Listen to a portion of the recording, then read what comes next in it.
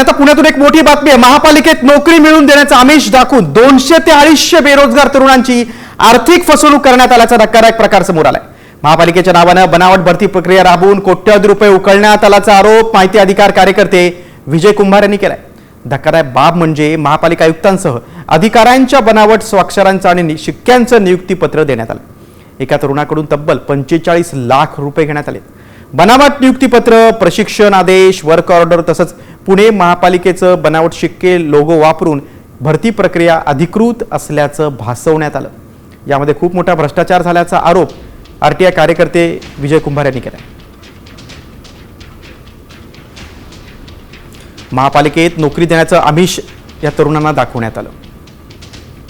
आयुक्तांसह अधिकाऱ्यांच्या बनावट स्वाक्षरी आणि शिक्क्यांचे नियुक्तीपत्र होतं।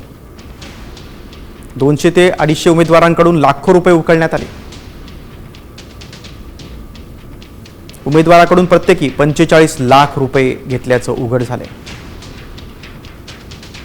शिवानंद पाटील, नमिता बनसोडे आणि राजेंद्र खेडेकर विरोधात तक्रार दाखल झाली।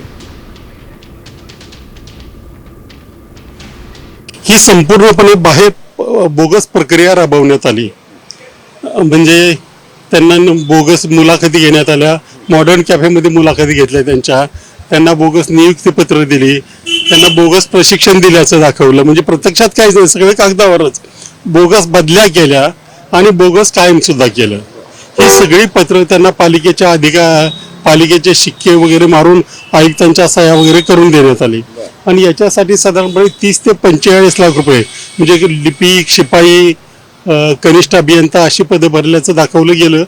महानगरपालिकेत नोकरी देतो असा आमिष दाखवून काही प्रक्रिया झालेली आहे।